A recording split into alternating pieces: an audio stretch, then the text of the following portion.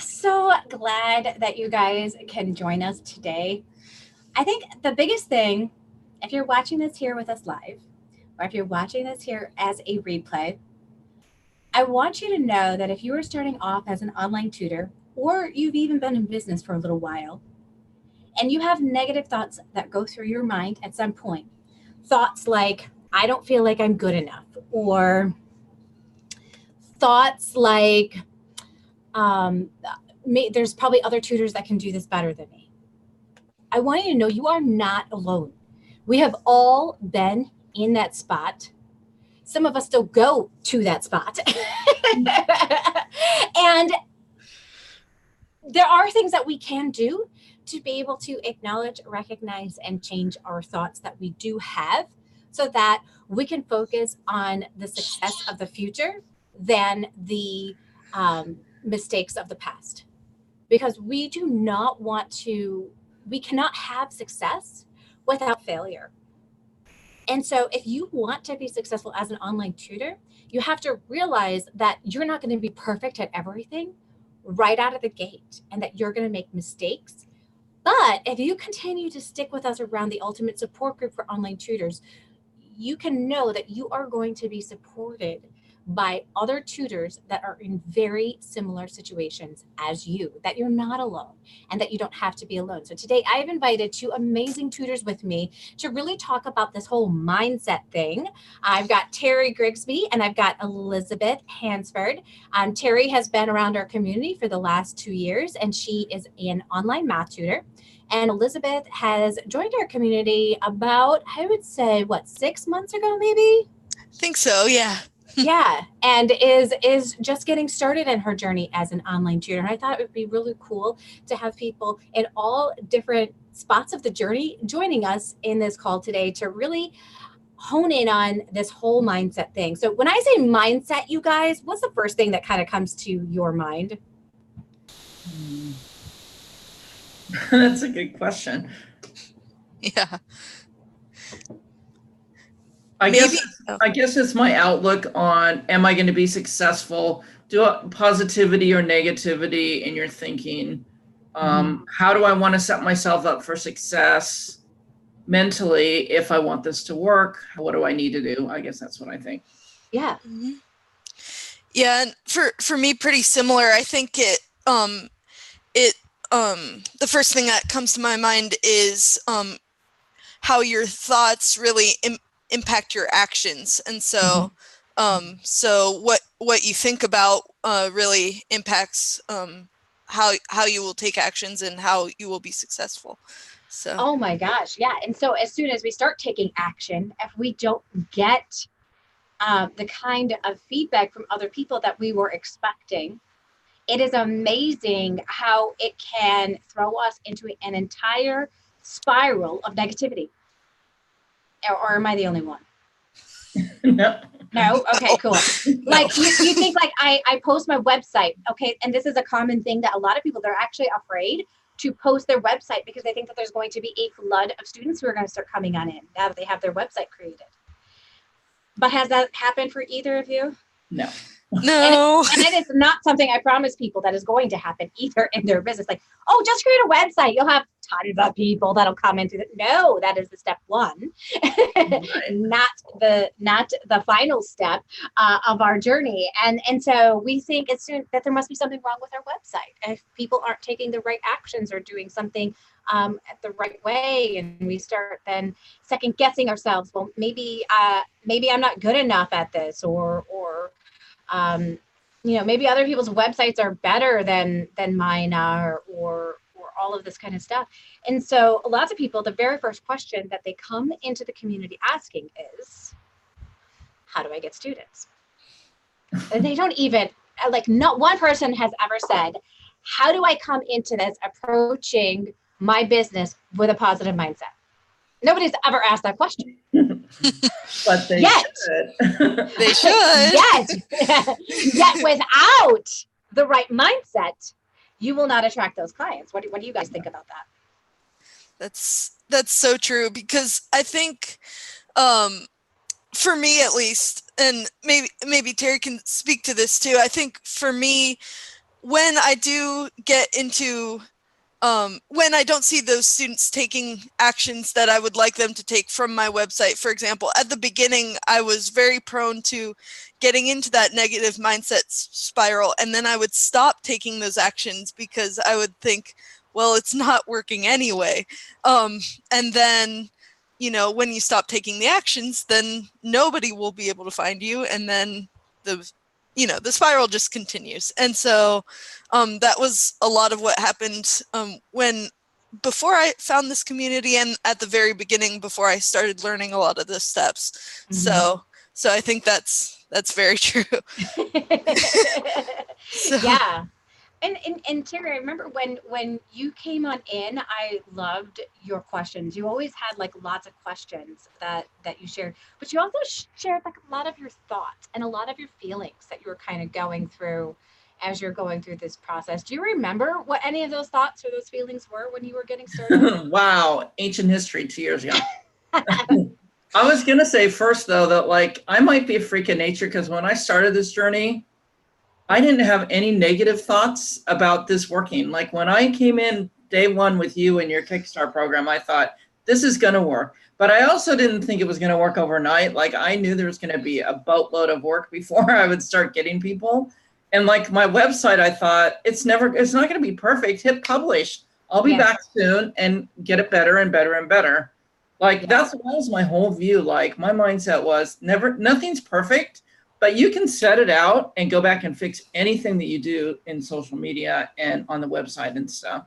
But my fears at the beginning were, when I start getting students, am I going to know how to do the technology? And like, I didn't know, because I hadn't done any of this kind of stuff before. I'd been a teacher. Yes, that I knew I could teach and tutor, but I didn't know about the technology. And I had big fears about whether I could make that work.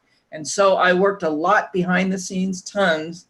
And when I've got my first couple of clients, I was like, oh no, am I going to be able to do this? What if something happens? I would get all nervous and upset. Those I didn't remember, those feelings. Yeah, for sure. And I think those are all really normal feelings. Like, and it's excited energy as well. And I think the cool thing about our emotions is that nervous energy and excitement feel the same inside of our body. Mm-hmm. And so you can almost trick your mind when you're feeling nervous to be like, oh my gosh, I'm so excited. I can feel that inside of me, because it's the same feeling inside. I can feel it inside of me. I'm really excited about this. And then you go on into it, and now you already have a different take on the whole entire situation. And you can go on into it with like, hey, how's it going? You can go into it with more confidence when you see it as excited energy versus nervous energy. But it is very, very normal to be nervous the very first couple of times that you get online. And who knows, maybe some of you are still nervous if you're working with a new client. That's normal as well. When you're working with a new client, tell us how you're feeling, Elizabeth. Yeah, I still struggle with feelings of just nervousness when I start with that new client, both on the first consultation, but also the first lesson, because I still feel like, I still think I have something to prove kind of in the back of my mind, which it's kind of silly, but sorry, getting ahead of myself. I think I just have something to prove both to myself and almost to the client that, I do know my stuff and I can do this online tutoring thing. And so I just get nervous, but every time I do it, it gets a little bit easier. So that is nice. It does. It does just keep getting easier and easier and easier. And then you get into a groove and you get more into a comfort zone. So those are some of like the thoughts that kind of start coming on in for us, isn't it? Like, I don't know my stuff maybe as well as somebody else does. So maybe somebody else could be better at being able to, help this particular student. There's also like the fear around money, don't you think? Like that, am I charging too much? Am I not charging enough? Any fears around money that started coming on up for you guys? Yeah, they still do. Yup. So tell us about the fears around money, Terry, that you've got. Well, because you want to make what you think you're worth, but then I have a huge fear that people won't hire me once they hear the price. And I'm sure that's happened. I have had a few people that haven't gone forward with me. Yeah. But then there's plenty of people that have. So, but I still get nervous before I tell them the price because they always ask that. I have helped myself by putting it on my website, and I direct people directly there first so they can look at my, not for the price, but just to I say find out more about me, and then they can find my price too. And that helps a lot. So I don't have to discuss price very often. Yeah. I'm still always nervous. Like I'm considering a raise for myself for this coming fall, and I'm still nervous about it. So yeah. I know I'm worth it, but I'm still worried that whether I can get people to work with me for that price. So yeah. Yes. And so let's go there. Let's go there, Terry, because how much were you charging this past school year? $60 an hour. And how much was a raise from what it was. Right, because you were charging what, like 50 before that? Yeah, well, I started at 20, then I went to 30 pretty quick, then I went to 40 for the rest of the school year, then I went to 50, and then I went to 60, and I'm not going to go higher. I want to go to 70 this school year, and that's probably going to be my max, I would think. But I don't know. We'll see. You absolutely never know, but you never know unless you go there, right? And so what is your fear about moving from 60 to 70? That nobody will hire me because like I wouldn't. Okay, so the other thing is I wouldn't charge 70 for everybody that comes in through my door. I would go to target certain places that I know people would pay 70 for, like private schools or places where I know the money is not a big issue. But on the other hand, like mindset, I should open myself up to attracting those people that want to pay that money, right? That's what I should be doing. But my brain's not doing that. It's still, well, and I think there's a big reason for that for a lot of us, because if you're working in the school system, like I was working in the inner city. So I really wanted to help those kiddos that were, they were struggling. They didn't have a lot of parental support at home when it came to homework and that kind of stuff. I wanted to see them be successful. And like my heart was still kind of wanting to help those kinds of kids when I went into the tutoring world. But there's a problem with that. Those aren't the people that are paying for tutoring services. Yeah. And so while my heart was in the right place, it wasn't set up for business, right? For a tutoring business. For a tutoring business, there's a certain clientele who's going to purchase tutoring services. And that's the clientele that I have to market my services to. Because if I want to take my $75 an hour tutoring services and I want to get mostly people that are on food stamps, I'm going to struggle with my business. I have to take my business to a different level when I do move to that. So I can't be marketing to that group of people. Right. I am marketing to the middle class and upper class people, not the lower class. And for some of us that feels wrong. Like they're just these thoughts, but what about this whole group of kids? Well, you know what? There are some amazing programs set up for these group of kids. And you know what I can do?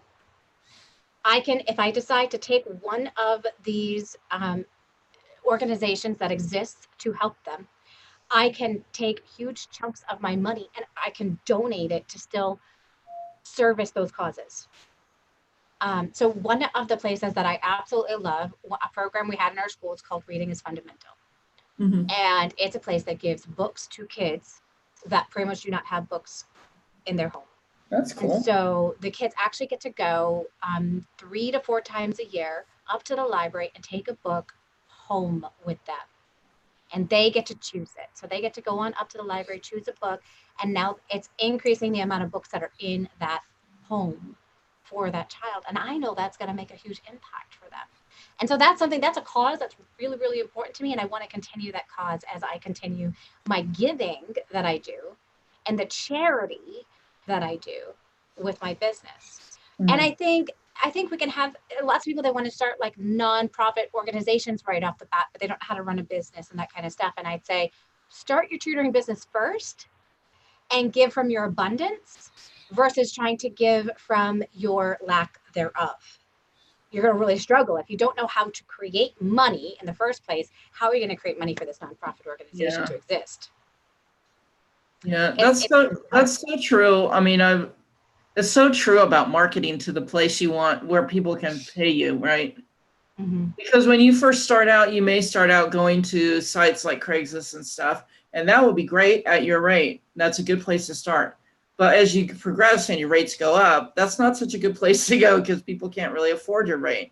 Right, right. And I never really thought about that till just now, until you said that. We're having breakthrough moments right now. Don't you wish you were live with us right now, you guys? The other thing is, everybody has paid whatever I raised. I've always found people to pay what I've said and all the iterations I've had on the way up. So what am I worried about? It's very interesting. And I think this is such an important conversation for people to really hear, because I had somebody the other day that was really scared to put their credit card on my website because I now require that in order to set up a registration, because I don't have that many slots open. And I'm not taking on a lot of new students so that I can support this community more. And so I'm very particular about who I take on right now as an online tutoring student. Okay. And so I've put something that is almost like a gatekeeper. Like, I know less people are going to come through my funnel because of it. And this person said, I feel scared to put my credit card number when I don't even know what you charge. Yeah, I still did not tell her what I charged because she was a referral from somebody else. And I said, if I charged your credit card without your permission, I wouldn't have a business. That's true. I said, the reason why I asked for the credit card information is because I want to make sure that you're serious about, taking the next step with your child, and that you're going to show up to the free assessment. And I have some people that schedule it and they don't show up to the free assessment. And so this will guarantee, usually I haven't had any problems with somebody who's left a credit card number not showing up. So that's why I have it on there. And she was like, oh, okay. And she filled out the information, and she did not ask until the very end when she was walking out the door, because she decided to do it in person registration. She did not ask how much I charged till the end. She had already said yes at this point, but she didn't ask what I charged until the very end while she was walking in. She's like, I forgot to ask you how much you charge. I said, I charge $75 an hour. And guess who signed up for 2 hours a week until the end of the summer? Great. Yeah. So, at the end of the day, you guys, you think your $75 or your $50 is too much. And it may be in the beginning, but having that conversation, I feel like at the right moment instead of the wrong moment is huge. Like, I don't tell people like right out the gate. If I can avoid it, I totally do, like the plague. Not because of fear, because I know that they're not bought into the process and they're not bought into me, and they haven't built that trust in that relationship yet. But I also think people think they're not worth that amount of money. Absolutely. At the beginning. But the fact of the matter is, if you sit and think about it, are you really worth that money? Like, yeah, you are. Am I worth my $70? Yeah, I am. And if I have that mindset that I am worth that, then when I have those sales discussions, it's going to go better because that's something that I believe about myself, Yeah. That was my problem at the beginning. I don't know if you remember this, Joanne, but we worked on that during one of the group coaching calls. Yes. Tell people about that. Okay. Sorry, I didn't mean to interrupt. I was just that Terry reminded me of that. I had to work on believing that I was worth charging what I charged, and so Joanne had me walk through the process of a sales conversation, and we worked on it until I felt confident, because I was like, well, this is what, and she was like, no, just say I charge this amount. And so we worked on it until I could confidently say I charge this amount with no qualms or anything. And that was pivotal. I will say that was pivotal for me, because that just completely changed my mindset. I didn't have to justify myself anymore. I didn't have to do this or that or say this is why. I just could say confidently, this is what I charge. Yes. So that was huge. Yeah. And I think we almost go into it thinking that people are going to try to like start knocking us down right away. Yep. And there are certain cultures, yeah, absolutely. There are certain places in the world where that will happen because that's part of what they do. But I would say for the most part, it's not going to happen. People just accept the price that you say that you charge and either have made the decision if they want to move forward with you or not. If you can get them to say yes before you tell them what you charge, that's the gold, baby. That's the gold right there. So, keep your confidence, keep your calm. So a lot of people say they think that the very first thing that they should be doing is I want to know how to get clients. But what if you can't have a sales conversation with somebody? Yeah. You're not going to be able to turn as many leads that come through your boatload. You may turn a couple of them into a client, but they can smell fear a mile away. Yes. So true. Oh my God. Absolutely. That was so true for me. So yeah, like building up your confidence and having that sales conversation is so pivotal and kind of going through that whole process. That's why I created those scripts, you guys, to really guide people. Like, here are the kinds of things that you ask at this stage. Here are the kinds of things that you ask at this stage. And then here's what you say at this stage to really break it down for people and make it easier for them. And you better have a long conversation with yourself that you are worth what you're going to ask for before you hit that sales conversation. Because if you don't believe it, nobody else is going to believe it either. Nope. Definitely not. All right, so I definitely want to say hi to all of you guys who are in here because I'm just so excited that you guys decided to join us on this journey and really thinking about your mindset and all of this great stuff. So we've got Rachel in the house. Woo, woo. Hey, Rachel. We've got Alexa, Suzanne, and Max, and Fernando. Thank you guys so much for joining us. We really appreciate you being here. And Max asked the question for Terry. Do you plan on raising your rate for current clients or only your new clients? Oh, that's a great question. I never raise my rates for my clients that I already have. I never do. I never have. And I wouldn't do that for them because, there is a life cycle to each client. They're not going to last forever. And if they've been with me for a school year already, well, then they don't deserve the higher rate. And I can find there's enough slots open for my schedule that I can find people to pay the higher rate. And then as the old ones leave, then I start charging the new ones the new rate. And it all evens out. I've just never had a problem doing it that way. And that was a Joanneism that got me to do that. So yeah, I just kind of felt like people who got started with me at that rate, like it's going to be another sales conversation, which I totally could have. But money is such a sticky thing for a lot of people.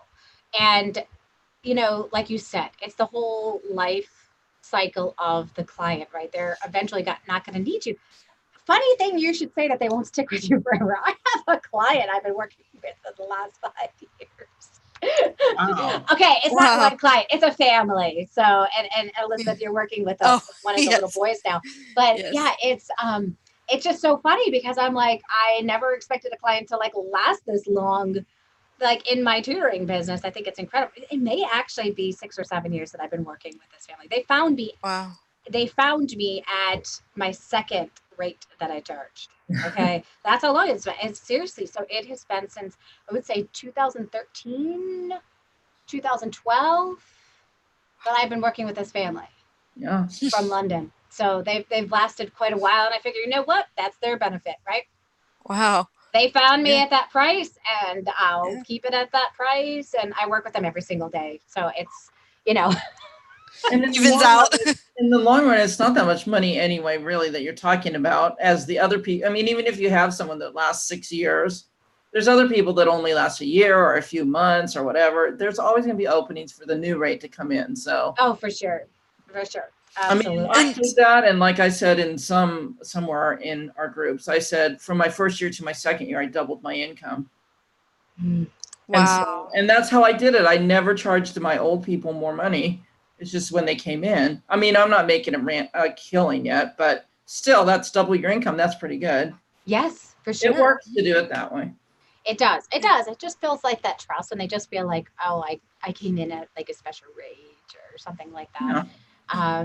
And yeah, it's just awesome. It's awesome. And so Max just said he totally agrees. Thank you for confirming.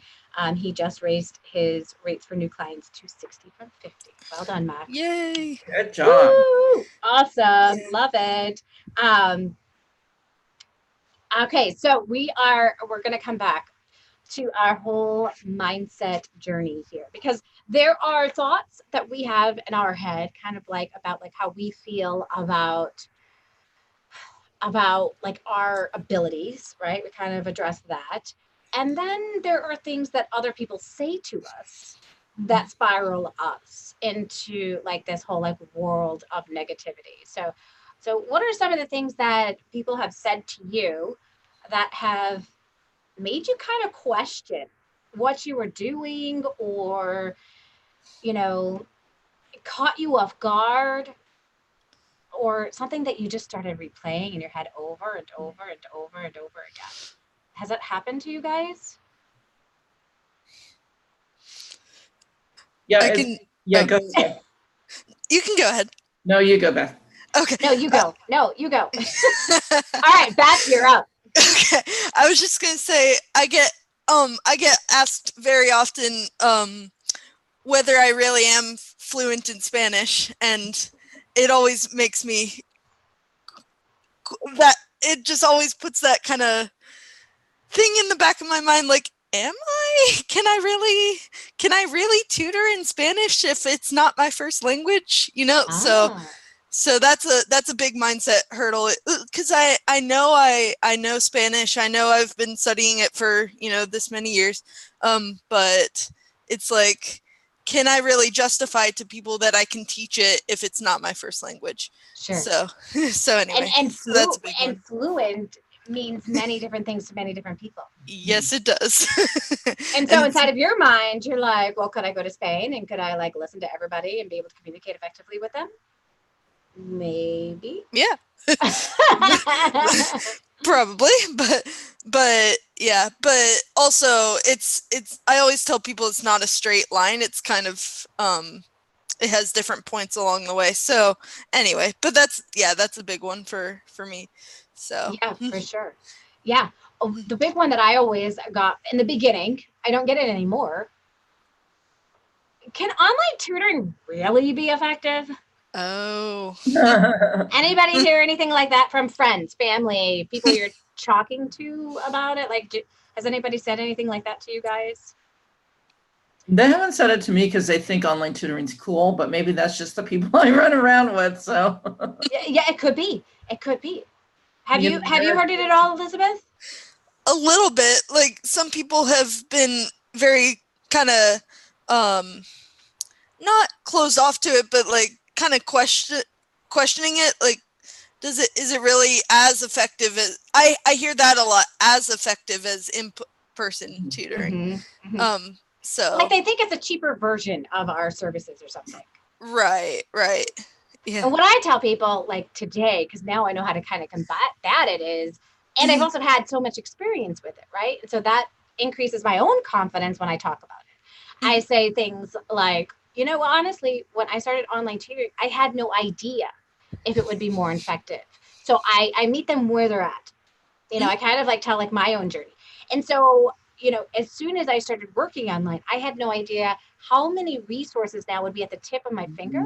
That as a regular tutor, if I were working one-on-one with someone, I would have to think, oh, I'm going to create this activity for us to do next. And then I'd have to like wait until that next session to bring that on in to our teaching and our learning time, because I didn't have the resources and stuff right there. But now everything is like boom, boom, boom, boom, boom. It's like right there. So it makes me more effective as a teacher because I know exactly what resource to pull and when to pull it and when to use it for those teachable moments, right? If I wait a whole week before I have that next teachable moment, I've lost the teachable moment. Right. And so that makes me a much more effective tutor today than when I was doing my in-person tutoring. And so I tell people, so today when I do in-person tutoring, it looks exactly like my online tutoring, because why, if I know where to find the resource, would I hinder myself from using the computer to pull up an image of, let's say you don't know what a trebuchet is. Why would I wait until next week to grab a picture of a trebuchet to show you? I'm going to pull it up right away and show you. So I'm going to teach exactly the same way that I teach online today so that it can be a more effective model for you. Yeah. Yeah. One, But the if you don't have that experience, you don't have any of those stories to tell. I think that's the scary part for people because they still don't believe it themselves. Yeah. Is it more effective or not? So. Well, the one I always get, and I still get it, is from my friends. They're like, "Are you still doing tutoring?" like it's a little side job I'm doing, right? Uh-huh. And honestly, when I hear that, it makes me angry and it makes me more determined to do what I'm doing. Like, I'm like, yes, I am. And I'm making a full-time career payment at it. So there, that's what I want to say, but I don't do that. Yes. Like, this can be a full-time business. It doesn't have to just be a side business. Yes, exactly, exactly. And that is actually some of the fears that people come on in with. Can this be sustainable? Right. Well, yeah, I had that when I started too. Yeah. I mean, you don't go from 0 to fully booked in a month, so that's not realistic. So, Nor would you want to. no, I would have been horrible at it. Think about and I just think about, okay, so I don't think either of you have had kids, have you? Like had babies? No. All right. So I think about it like when I had my first child, I didn't have to go into the tantrums and the screaming, the arguing, the fighting. When I had a baby, when she was born, I didn't have to deal with any of that stuff. I was almost just like slowly. In fact, they sleep a lot, a lot. Like they sleep like 8 hours a day, like during the day, and you're like, "What's this?" I thought I'd have to do something, and then like you realize that, well, I'm not sleeping at night. That's why. Oh, they got their times all messed up. But they sleep so much. Like they could sleep up to like 16 hours a day in the beginning. And so you kind of eased on into motherhood, right? Well, your business is kind of the same way. You're eased on into your business because once you get a client, you need to onboard that client, get resources, tools, and everything set up for that client. And then you get your next client and do the same thing. Now, if you had 30 clients come to you in 1 week, you would be so overwhelmed, you would probably want to throw up. But it's not what you really want because you're going to forget who they are, where they're from, what they need, and what their specific situation is. I mean, I think when I got 1 week, I got like 3 or 4 clients in 1 week. And I was very overwhelmed because I couldn't remember who was who. And I had to keep going back into their file and their reports and being like, okay, well, what am I working on with this kid? What was his specific issue? Can I picture him in my mind? Not yet. And then he would come on the screen. Oh, got it. Okay, it's come together. And I'd be like, oh my gosh, I can't believe I had to do all that work to like remember all this stuff for this one kid. So I think it's a good thing that we don't get all of our students all at once, that we do get them slowly. They trickle on in the beginning, and then it just keeps growing and getting better and all of that. That's how you take all the kids out along the way as you grow. Yeah, for sure. If you think about it, that if you got all the students in 1 week or something like that, it would kind of be like being a full-time teacher again in the classroom, except doing it online, and that would kind of defeat the purpose of the individualized, personalized tutoring, if you know what I mean. Oh yeah, for sure. It would take you so long to be able to get to know each kid's needs. Right, exactly. That's why it gives you a little bit more clarity in the head to be able to do that and figure it all out, which is really, really nice. And so what are some things, because the negative thoughts, they still come. Like you think, like you get clients and the negative thoughts are going to stop. Like I'm successful, and like no negative thoughts now are going to enter my brain, and I'm totally successful and this is awesome and whoo. But like a new set of problems start coming on up inside of our business. And we have additional negative thoughts that we have to start addressing. Have you experienced that at all, Terry? Yes. I mean, honestly, this goes back to basics though, but as I have plenty of clients this summer, I still think, am I going to get more clients or not? Like, I still have that thought that really scares me. Like, will I get clients or not? And I have to figure out a way. I don't know that I've gotten past that. I don't know quite how to get past that. But clients keep coming. I mean, the more I open myself up to the universe that, yes, I want more clients, they tend to come. And I tend to take the actions I need to take to make that happen, But I still worry that more people won't hire me. Right. And I hear this one all the time from people. The tutoring market is just oversaturated. Yeah, but there's so many people that need tutoring. I know I should say that to myself, Terry. Like you're making, that's good. Like, I don't know why I have this fear. It's not even rational at this point. Isn't it awesome when we can start realizing that the fear is not rational, or we can take that thought, and I call it the turnaround method, where we actually turn it into the opposite of what we just said. Like, I'm nervous that I can't get enough students for the fall. Instead, let's turn that around and say, I'm excited that I have more than enough students for the fall. Yeah, you got to put it in present tense. Put it into the present tense, and then be able to just completely switch it around when you notice it's there. But the first thing is you have to notice it. If you don't notice that it's there, you can't do anything with it, and it continues to rule you. It's almost like the weeds in your garden, right? They get out of control if you don't take care of them.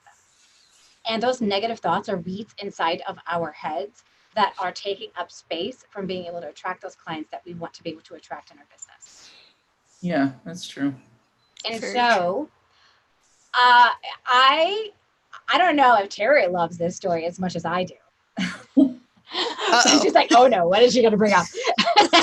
No, there's a plethora. Last summer, Terry told me people don't want math tutoring in the summers. Yep. And I said, Terry, that is not true. And she said, Terry thought it was true. She's like, well, from your mouth to God's ears. I'm like, no, I'm like, Terry, it really is not true. It really is not true.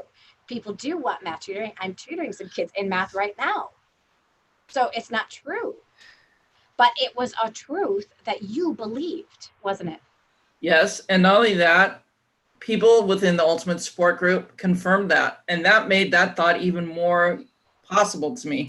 People in the group were telling me, yeah, in the summer, you don't get math people. That's what I thought that first summer. And so I thought, oh, great, I just won't have anybody. And sure enough, what happened? I had nobody. And then I know you want me to tell the next part. So then then this last spring, I thought, well, that can't be possible. There's got to be people that want math in the summer.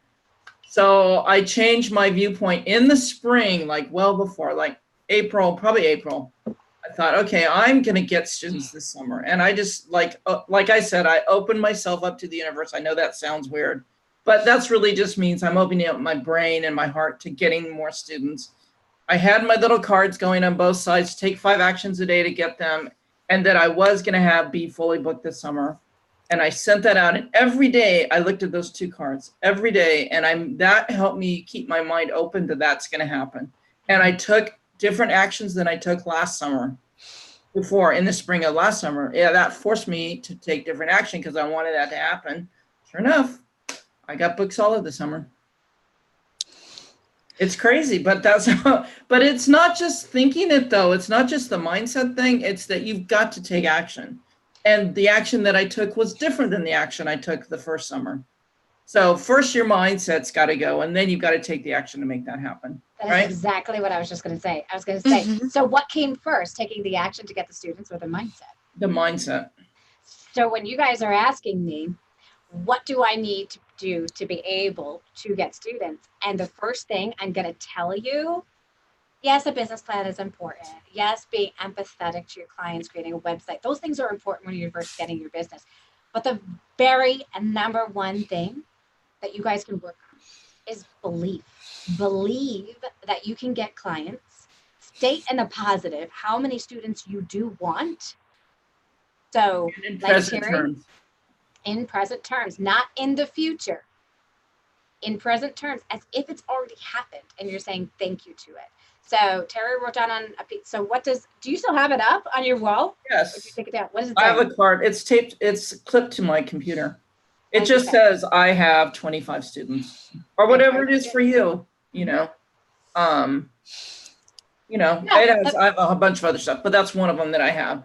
And then on the other side of my screen, I have 5 actions to get new clients, because that was my first thing on my card, right? Right. So this is what I want. This is how I'm going to get there, you know? Yes.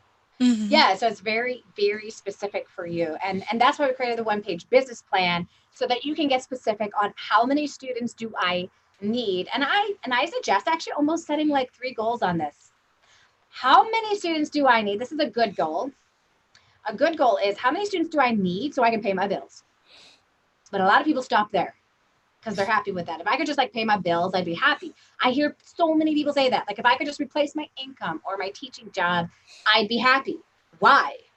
When you can think so much bigger, right? And so that's a good goal. Let's think of a better goal. Like, what would be better than that? And then what would be your best goal? Like, if you were to reach this, holy cow, your life would change, and what would you be able to do? So set those goals on what those are, and then start reaching them. And then there's like a whole place on there for you guys to be able to like write down. So if you haven't downloaded yet that first step of the 5-step system that I'm giving away for free right now, definitely check that out. But that definitely helps you guys. So one of the things, okay, so I love this question. So I'm going to tackle it for you, Stephanie. Stephanie says she has a hard time when people ask, what program do you use? I don't get the question anymore. It's so interesting that I don't get that question anymore. I did in the beginning. And I wonder if it's because as the confidence grows, I take more control of the conversation. Like, I'm taking control, not by talking. I'm taking control by asking questions and finding out more about the client than I am about trying to sell myself and my services. Okay. So I think this is a big switch, a big change. We think in the beginning, when we start tutoring, I have to sell my services during a sales conversation. I have to tell them all the reasons they need to move forward with me, everything that they're going to get, why I'm a good choice, blah, blah, blah, blah, blah. Okay. That was me. But what's better is to say things like, so tell me about what your child is struggling with. What are some of the things that they've been trying at school? What are some things that you've tried at home? What kinds of things are you seeing? If there's one thing that you were able to change about your child's current situation right now, what would that be? How would you feel if your child were to be able to get that result? Awesome. And that is exactly what I do. So I would love to be able to help you with that. They don't ask me, do you use Orton Gillingham? And if they did, so in the beginning they did. And this is how I responded to them, because I gave them I'm trying to think of a nice way to say this. I don't know a nice way to say it. So I'm going to like just filter myself right now. All right. So here's what I would say. You know, there are 2 kinds of tutors. And it's going to be your choice on which one you want to be able to hire. There are tutors that are able to take a look at your child and know exactly what they're struggling with and be able to give them the tools and the resources that they need when they need it. And then there are tutors that they need to follow a program. They need to open up the manual. They need to take a look at the lesson plan, and they need to follow that page by page and take 2 years in order to be able to get results with your child. That's not the kind of tutor that I am. I'm the kind of tutor that is able to find out exactly what your child is struggling with. In fact, I'm going to write up this report that I just got. You're going to notice that this report is not a standardized like report. This is written in my own language because I'm taking the time to really evaluate and think through the areas that your child is struggling with.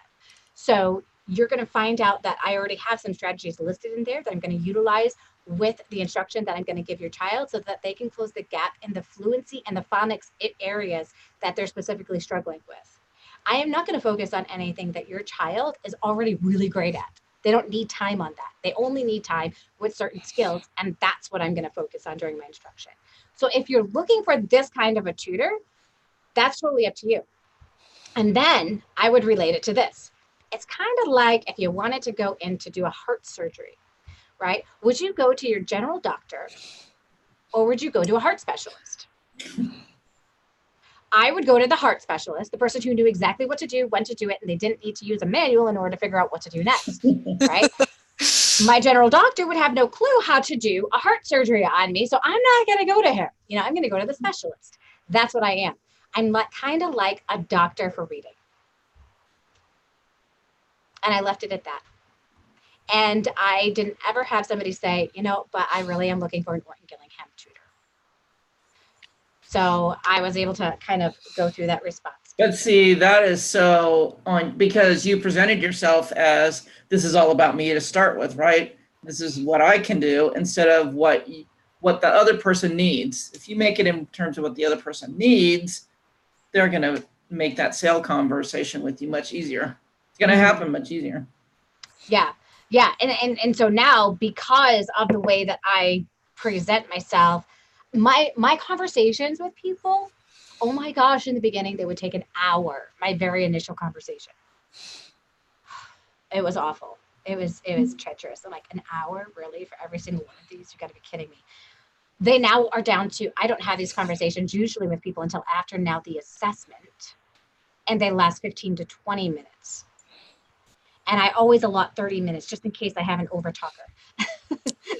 But I usually am able to like wrap things up and say, all right, let's get started. You ready to get started next week? I've got Tuesday at 5 o'clock open. And they say, yes, perfect, great. I'm going to send you some additional information afterwards that will give you information on payment, how payment works, expectations, along with detailed information on how the assessment went. And they feel confident, like they leave that conversation feeling like they found a solution for the problem that they have. Yeah. And that's what we want them to leave feeling with. Absolutely. Yeah. Yeah. So hopefully that helps, Stephanie, as you are kind of going through that. It is a shift in how we are trying to sell ourselves. And instead of trying to sell ourselves, trying to see how we can be of service to the child and really getting the details that we need there. And isn't that what you want to be anyway, service to others? Mm-hmm. Absolutely. So those are people that are just like, oh, this is a great way that I could make money and I could make tons of money. You know what? Peace, because you absolutely can make a lot of money in this industry. You absolutely can. I mean, I totally replace my income and I make more than what I was making when I was teaching in the school system. So you absolutely can be able to do it. And so, but if that is your only why, it's not going to last very long for you. You're going to get very tired of this industry very soon. You always have to keep your why up there because you want to be of service, because you want to be, a stay-at-home mom who's more present for her kids, or because you want to work with kids one-on-one because you feel like you can help them more, be able to get bigger breakthroughs with them. Whatever your why is, make sure you know what that is, because that is going to service you when you come into these areas. All right. I don't know if this has happened to you guys yet, but like negativity from like, now you move on to like, you've created your website, you've got some social media things going, and maybe you've decided you're going to start blogging, doing videos, or doing that kind of stuff. And now you have not only the negativity coming in sometimes from like your own inner thoughts, you have the negativity coming in sometimes from families and friends, but now there's some like negativity from like random strangers who have never met you, who want to comment on your stuff. Anybody run into that at all? Not really, because I'm not that big in anything. Well, like you, Miss Joanne, why don't you tell us what you felt? Well, I do get negativity, but here's the thing. I think the coolest part is be like, when you start getting negativity, that's when you're like, hallelujah, open up the heavens, I'm getting found. Because not everybody is going to like you, and you are not going to be their personality. I know. Right there. You stopped right there. Yes. What are you talking about? I know. The world wasn't designed that way. God didn't design us that way. I did get one thumbs down on a video once. And that made me think for about a week, what's wrong with me? I think that's really important, because a thumbs down, like, yes, I've gotten a thumbs down on some of my videos too.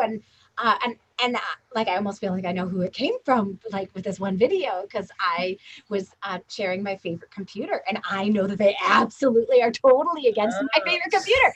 And so they like left a comment, and I was like, oh yeah, she's totally the one who gave me the thumbs down. Yeah, but I don't know if she did. That's too much wasted energy to even have to try to think who it was. Like people aren't going to love us all, even though I don't understand that, but. And it's totally okay.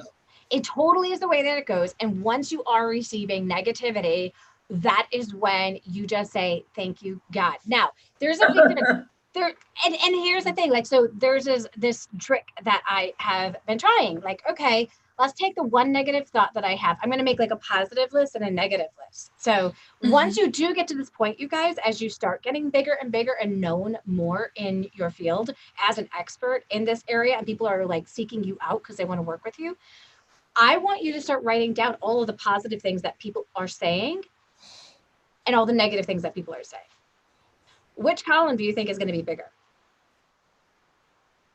I sure hope the positives. Yeah.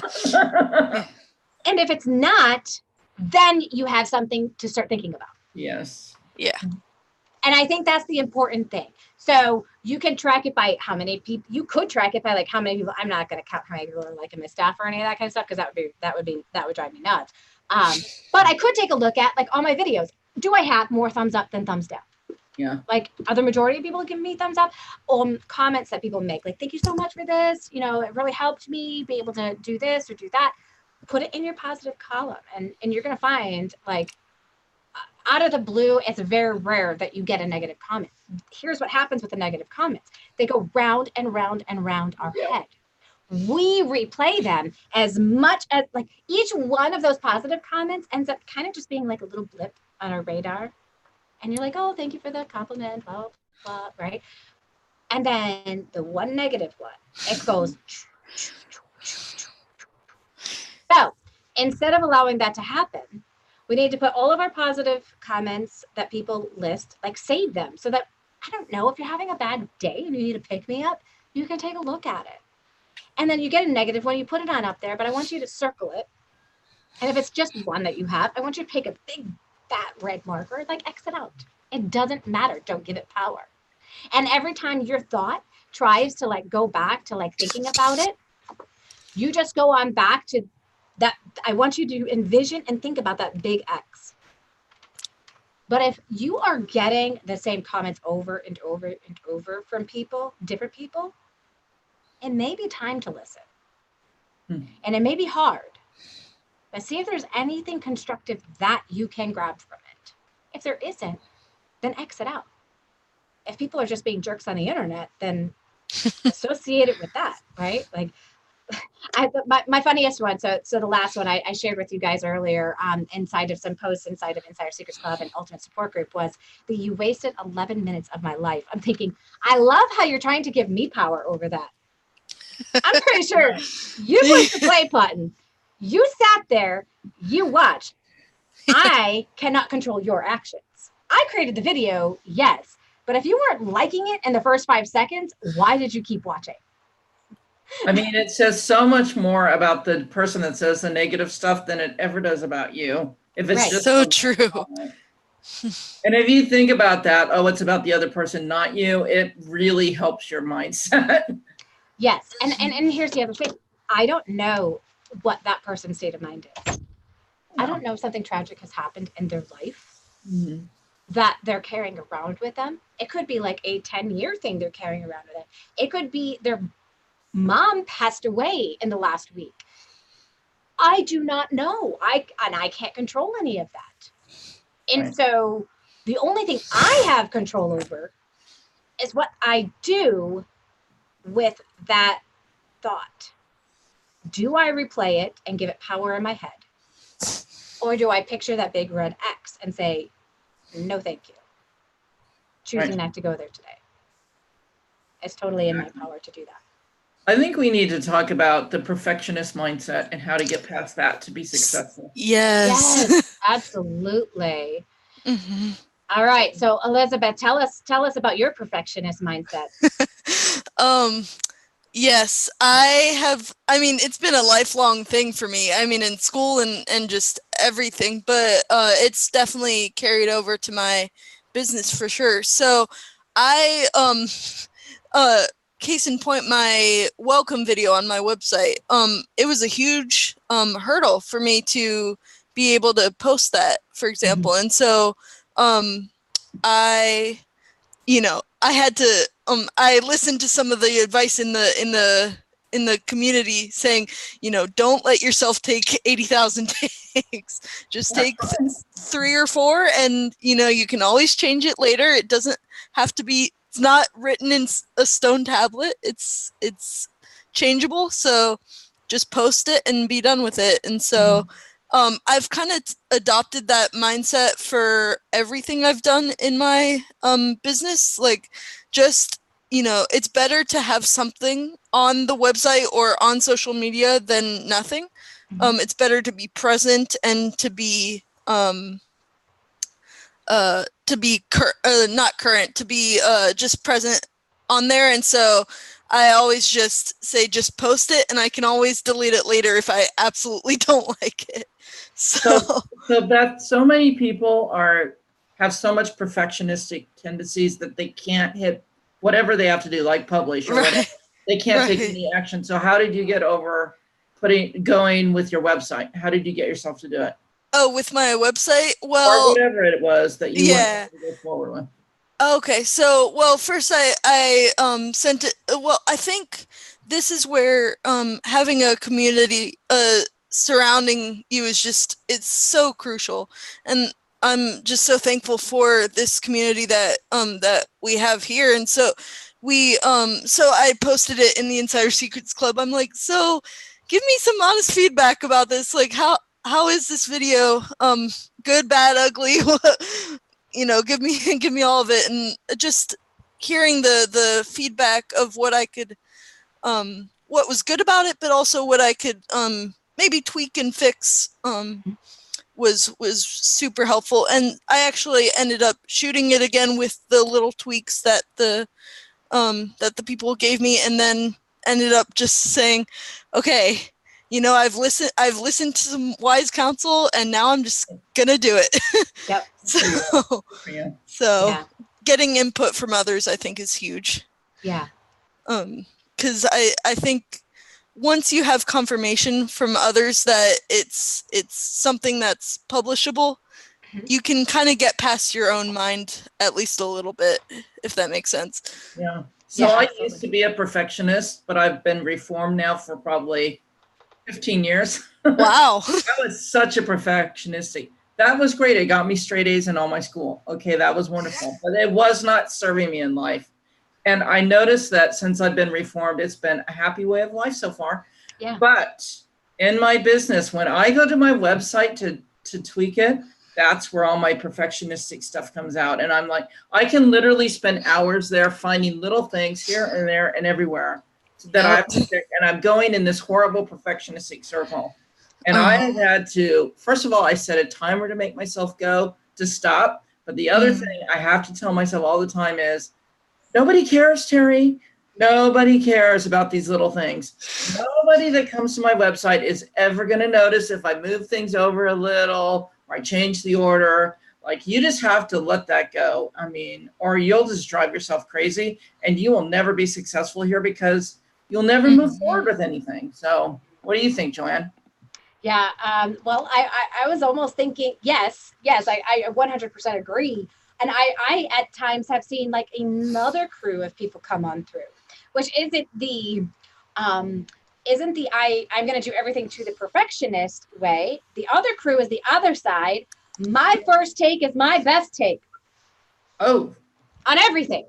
Okay. My first take at my website, my first take at my video, and so I'm going to do it once, be done. My first take at my blog post, one take, done. I wrote it, good, published, boom. And I have fallen into that trap so many times of like not editing enough or not doing like going back. So here's my advice, guys. If you're a perfectionist, limit yourself on how much time you're going to spend on something.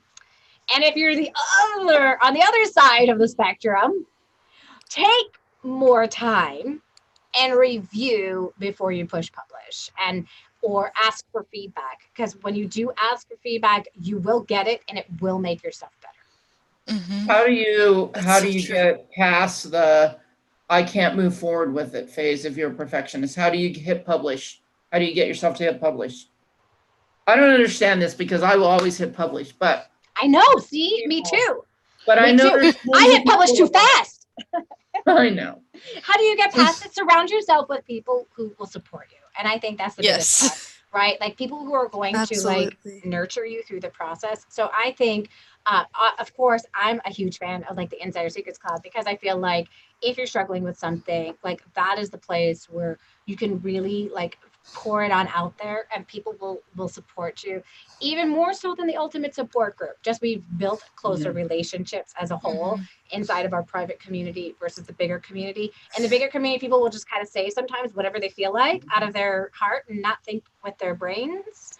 um I don't know, it just, I love you guys in the ultimate support group. I'm not saying like, I'm just saying there's a couple of people who will do that. And I would say that people are a little bit more supportive, I think, inside of the Insider Secrets Club, because we know each other so much better.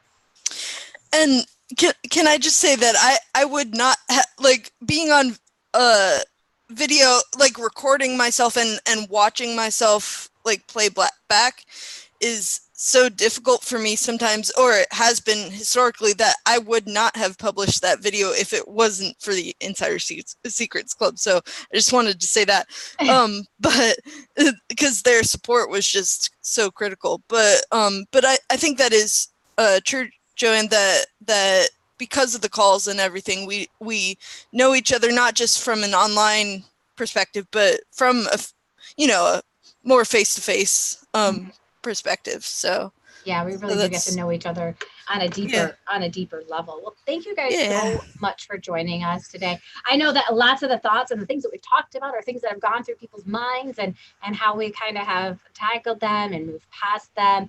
Uh, you really can't tackle, a lot of people think they can tackle mindset all by themselves. Like if I just white knuckle it, I'll be able to do it. And that's like the complete opposite thing that a lot of us can do. We need supportive people around us. So if you're not part of the ultimate support group yet, definitely join. If you've liked the information that we've shared on here, show us your love by hitting that like button. If you've not subscribed to the button, subscribe so that you can get more great content like this, so that you can be able to grow in your online tutoring business. So thanks for joining us, you guys. Enjoy the rest of your day, and I will see all of you soon. Bye, everyone. Bye. Bye.